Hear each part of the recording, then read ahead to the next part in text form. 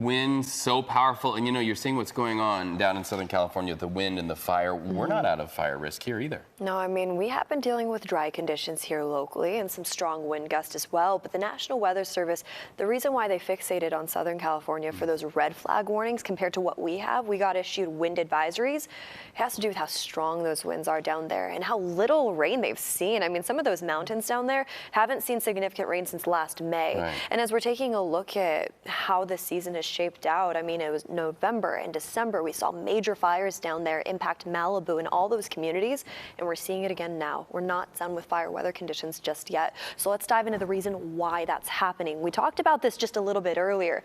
The Santa Ana winds down in Southern California are usually driven by an area of high pressure just offshore, and that's exactly what we have. But then that area of low pressure, as mentioned earlier too, just south of Southern California, that's what's driving those strong gusty conditions. It's like a pressure gradient between two gears turning against each other, and they've been battling that throughout the overnight hours last night, and now they're dealing with a very similar trend this morning too. Now this morning here locally in the Bay, we're going to see that wind advisory expire as these winds start to die down for us here locally, anywhere from Santa Rosa all the way down into the Santa Clara or into the peninsula and all the way down into the Santa Clara Valley too. Now into the overnight hours tonight, the winds stay nice and light.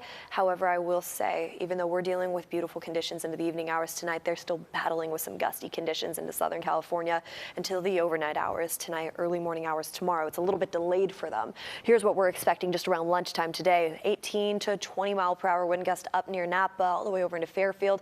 That changes as we head into the overnight hours tonight, and we're left with dry conditions to wrap up this week, head into this weekend, and that's even the case as we head into early next week too. This is what the Climate Prediction Center has issued.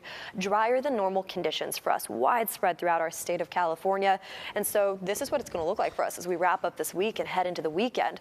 Daytime highs, well, they're still flirting with mid to low 60s day by day in our inland spots, but sunshine is expected each day for us here locally all the way into next week. Now we're going to see a very similar trend for our friends along the Bay too. Along the peninsula, stretched all the way down into the Santa Clara Valley, we're still flirting with those mid to low 60s, and we'll cool down slowly but surely as we head into this weekend's forecast.